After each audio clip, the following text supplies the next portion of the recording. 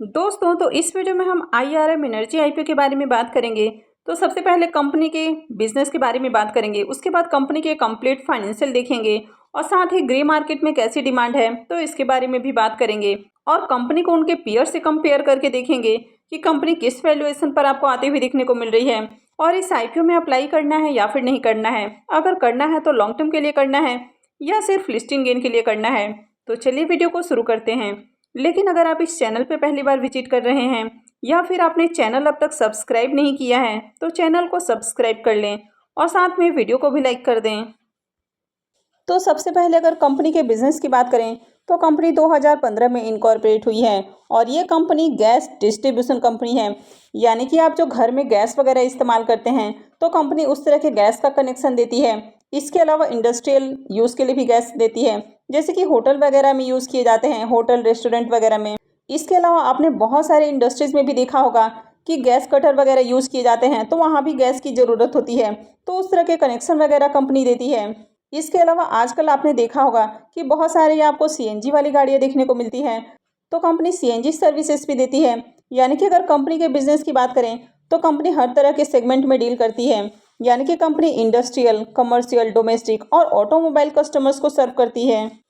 तो अभी अगर कंपनी के प्रेजेंस की बात करें तो कंपनी गुजरात, पंजाब और साथ ही दमन एंड दीव में काम करती हुई देखने को मिल रही है और कंपनी का आगे प्लान है कि कंपनी IPO से जो फंड रेज करने वाली है तो उससे तमिलनाडु में भी अपना जो बिजनेस है उसको ग्रो करना चाहती है, यानी कि तमिलनाडु में भी अपना बिजनेस स्टेबल करना चाहती है।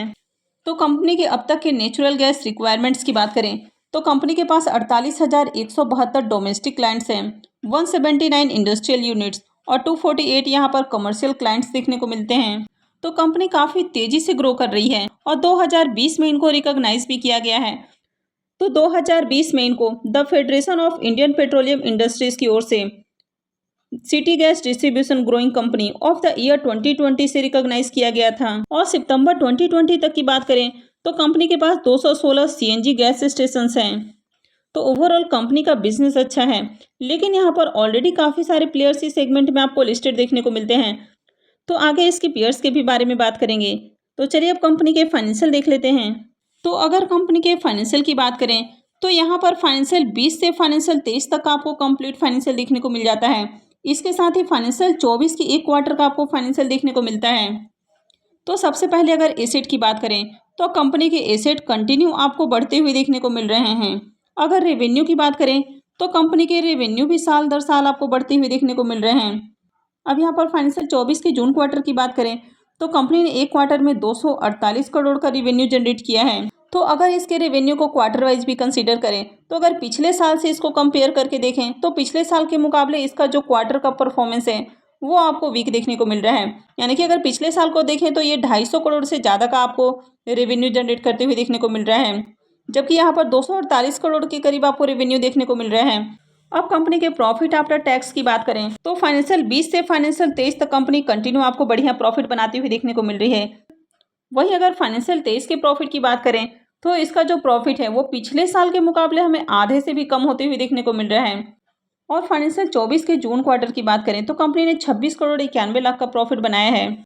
तो ये जो प्रॉफिट है वो पिछले साल के क्वार्टर ऑन क्वार्टर से कंपेयर करें तो बढ़िया देखने को मिल रहा है, लेकिन फाइनेंशियल 22 के क्वार्टर ऑन क्वार्टर से इसको कंपेयर करें तो उसके मुकाबले हमें कम देखने को मिल रहा है। अगर नेटवर्थ की बात करें तो कंपनी के नेटवर्थ में कंटिन्यू आपको ग्रोथ देखने को मिल रही है। साथ ही कंपनी के रिजर्व एंड सरप्लस की बात करें तो फाइनेंशियल 20 से फाइनेंशियल 22 के बीच में जो आपको रिजर्व है वो बढ़ते हुए देखने को मिल रहा है। उसके बाद के रिजर्व को मेंशन नहीं किया गया है। अगर बोरोइंग्स की भी बात करें तो कंपनी के जो डेट है वो कंटिन्यू आपको बढ़ते हुए देखने को मिल रहे हैं। करंट में कंपनी के ऊपर 321 करोड़ से भी ज़्यादा का डेट देखने को मिल रहा है, जो कि काफ़ी हेवी डेट हो जाता है। अगर ओवरऑल कंपनी के फाइनेंशियल की बात करें तो कंपनी के फाइनेंशियल ओके देखने को मिल रहे हैं, यानी कि फाइनेंशियल 22 तक कंपनी ने अच्छा प्रॉफिट बनाया है। फाइनेंशियल 23 में कंपनी के परफॉर्मेंस थोड़े से वीक देखने को मिल रहे हैं और फिर से कंपनी कम बैक करने की कोशिश कर रही है। अब अगर इसके KPI की बात करें तो इसका जो P मल्टीपल है वो 24.13 का देखने को मिल रहा है, यानी कि कंपनी ओवर वैल्यूड प्राइस के ऊपर अपना IPO लाते हुए देखने को मिल रही है। तो जब ऑलरेडी कोई IPO थोड़ा सा ओवर वैल्यूड प्राइस पर आपको आते हुए देखने को मिलता है तो आगे इन्वेस्टर्स को इसमें ज़्यादा प्रॉफिट नहीं मिलता है। अगर ROE और ROC देखें तो ये दोनों ही अट्रैक्टिव हैं। डेट टू इक्विटी रेशियो की बात करें तो ये ऑलमोस्ट 1 के करीब देखने को मिल रहा है, यानी कि कंपनी के ऊपर थोड़ा सा आपको ज़्यादा डेट देखने को मिल रहा है। लेकिन कंपनी आईपीओ से जो फंड रेज करने वाली है तो उससे कर्जे का भी भुगतान करने वाली है, तो आगे कंपनी के ऊपर जो डेट है वो आपको कम देखने को मिलने वाला है। अगर ईपीएस की बात करें तो ये भी आपको बढ़िया देखने को मिल रहा है, साथ ही रिटर्न और नेटवर्थ भी अट्रैक्टिव है।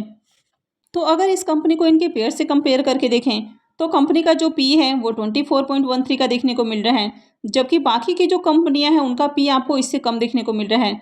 अब यहाँ पर सिर्फ अडानी टोटल गैस का ही पी आपको इससे ज़्यादा देखने को मिल रहा है, और वैसे भी आपको इसको अडानी से कंपेयर नहीं करना है, क्योंकि ऑलरेडी अडानी के जो भी शेयर्स हैं वो आपको हाई पी के ऊपर देखने को मिलते हैं, तो इससे कंपेयर नहीं करना है। अगर बाकी के तीनों कंपनियों से कंपेयर करें, जैसे कि गुजरात गैस हो गया, इंद्रप्रस्थ है और महानगर गैस है, तो इन तीनों की अपेक्षा कंपनी ज़्यादा वैल्यूएशन मांग रही है, यानी कि हाई प्राइस पे अपना आईपीओ लेकर आ रही है।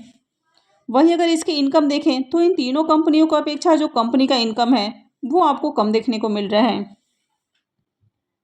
अब आगे कंपनी का परफॉर्मेंस किस तरह हो सकता है, तो चलिए पहले इनके पीयर्स के परफॉर्मेंस को देख लेते हैं। तो अगर महानगर गैस की बात करें तो कंपनी 2016 में लिस्ट हुई थी और अभी 2023 है, और अब तक अगर कंपनी की ऑल टाइम रिटर्न की बात करें तो कंपनी ने 112% का रिटर्न दिया है। वैसे अगर आप यहाँ पर देख सकते हैं कि कंपनी 2016 में लिस्ट हुई थी और 2017 तक ही कंपनी ने करीब 150% का रिटर्न दिया था, यानी कि लिस्ट होने के बाद से कंपनी का परफॉर्मेंस काफ़ी बढ़िया देखने को मिला था। लेकिन उसके बाद से कंपनी कंटिन्यू आपको कंसोलिडेशन फेज में देखने को मिल रही है।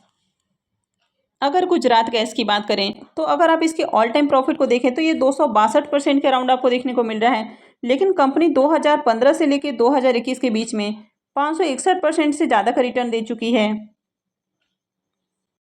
और अभी इसमें गिरावट देखने को मिल रही है, तो इसके कारण इसका जो ऑल टाइम आपको रिटर्न देखने को मिल रहा है वो आपको कम देखने को मिल रहा है। वहीं अगर इंद्रप्रस्थ गैस की बात करें तो अगर इसके आप ऑल टाइम रिटर्न को देखेंगे तो ये आपको 1838% देखने को मिल रहा है, लेकिन यहाँ पर अगर आप 2021 तक की ही रिटर्न की बात करें तो इसका जो ऑल टाइम रिटर्न है वो 3560% आपको देखने को मिल रहा है, यानी कि कंपनी ने बहुत अच्छा प्रॉफिट बनाकर दिया है। हालांकि अभी शेयर्स में गिरावट के कारण इसका जो ऑल टाइम रिटर्न है वो आपको कम देखने को मिल रहा है, लेकिन ऑल ओवर इसका जो परफॉर्मेंस है वो काफ़ी बढ़िया आपको देखने को मिल रहा है। तो अगर इस सेगमेंट की बात करें तो कंपनी का सेक्टर बढ़िया है, यानी कि आगे भी इसमें डिमांड बनी रहने वाली है। तो आईपीओ की बात करें तो आईपीओ 18 अक्टूबर से ओपन होने वाला है और ये 20 अक्टूबर को क्लोज हो जाएगा। फेस वैल्यू 10 रुपये पर शेयर रहने वाला है और बुकिंग प्राइस 505 रुपये है। लॉट साइज 29 शेयर्स का है। आईपीओ का इशू साइज 545.40 करोड़ का है और ये पूरा का पूरा फ्रेश इशू का आईपीओ है। अब इस आईपीओ में एम्प्लॉयज़ के लिए भी डिस्काउंट दिया गया है, तो एम्प्लॉयज़ के लिए 48 रुपीज़ पर शेयर डिस्काउंट दिया गया है, और ये एक मेन बोर्ड आईपीओ होने वाला है, तो कंपनी बीएससी और एनएससी पे लिस्ट होने वाली है। आईपीओ में रिजर्वेशन पोर्शन की बात करें तो क्यूआईबीएस के लिए 50% का पोर्शन है, रिटेलर्स के लिए 35% और एचएनआईज के लिए 15% का पोर्शन दिया गया है। तो आईपीओ के इम्पोर्टेंट टाइम टेबल की बात करें तो आईपीओ 18 अक्टूबर से ओपन होने वाला है और ये 20 अक्टूबर को क्लोज हो जाएगा। अलॉटमेंट 27 अक्टूबर को होने वाला है और रिफंड डेट भी 27 अक्टूबर होने वाला है। तो इस आईपीओ की लिस्टिंग भी आपको T+3 डे के अनुसार देखने को मिलने वाली है और क्रेडिट डेट 30 अक्टूबर रहेगा, यानी कि फ्राइडे को आईपीओ का अलॉटमेंट होगा और मंडे को आपके डीमेट अकाउंट में शेयर क्रेडिट हो जाएंगे और आईपीओ की लिस्टिंग ट्यूसडे को होगी। अगर आईपीओ के लॉट साइज की बात करें तो आईपीओ में 29 शेयर्स का लॉट होने वाला है, यानी कि एक लॉट के ऊपर इन्वेस्टमेंट अमाउंट 14,645 रुपये रहेगा। तो चलिए अब ग्रे मार्केट प्रीमियम देख लेते हैं। आईआरएम एनर्जी आईपीओ के ग्रे मार्केट प्रीमियम की बात करें तो जहां थोड़ी देर पहले इसका प्रीमियम 105 रुपये पे ट्रेड कर रहा था, वो अभी 90 रुपये के ऊपर देखने को मिल रहा है और आईपीओ में लॉट साइज 29 शेयर्स का है। तो इसका मतलब है कि इस आईपीओ से 2610 रुपये के अराउंड प्रॉफिट मिल सकता है। तो फिलहाल इसका प्रीमियम 17 से 18% के बीच में ट्रेड करते हुए देखने को मिल रहा है। तो अब बात करें कि इस आईपीओ में आपको लॉन्ग टर्म के लिए अप्लाई करना है या फिर लिस्टिंग गेन के लिए अप्लाई करना है। अब जिस तरह इस आईपीओ में डिमांड नजर आ रही है तो आईपीओ से आपको ठीक ठाक लिस्टिंग गेन देखने को मिलेगा, यानी कि आईपीओ से आपको अट्रैक्टिव लिस्टिंग गेन देखने को मिल सकता है। तो ऐसे में आप इस आईपीओ में लिस्टिंग गेन के लिए अप्लाई कर सकते हैं। वहीं अगर लॉन्ग टर्म की बात करें तो जब भी कोई आईपीओ ओवर वैल्यूड प्राइस के ऊपर आते हुए देखने को मिलता है, तो लिस्टिंग के बाद उसके जो शेयर्स हैं वो और ज़्यादा महंगे हो जाते हैं, यानी कि और ज़्यादा ओवर वैल्यूड हो जाते हैं। तो उसके बाद उसमें आपको बहुत ज़्यादा ग्रोथ देखने को नहीं मिलती है। तो उसके बाद उसमें आपको एक करेक्शन देखने को मिलता है, और जब उसके शेयर्स फिर से आपको अंडर वैल्यूड प्राइस के ऊपर देखने को मिलते हैं, यानी कि करेक्शन के बाद उसमें थोड़ी गिरावट होती है, तो करेक्शन के बाद उसके शेयर्स में आपके लिए एक बाइंग अपॉर्चुनिटी हो सकती है। तो फिलहाल जिस तरह आईपीओ के वैल्यूएशन वगैरह देखने को मिल रहे हैं, तो आईपीओ में लिस्टिंग गेन के लिए अप्लाई किया जा सकता है। तो आई होप कि आपको ये जानकारी अच्छी लगी होगी। तो अगर आपने वीडियो को अब तक लाइक नहीं किया है, तो वीडियो को लाइक कर दें और साथ में चैनल को भी सब्सक्राइब कर लें। और वीडियो को अंत तक देखने के लिए आप सबका बहुत बहुत धन्यवाद।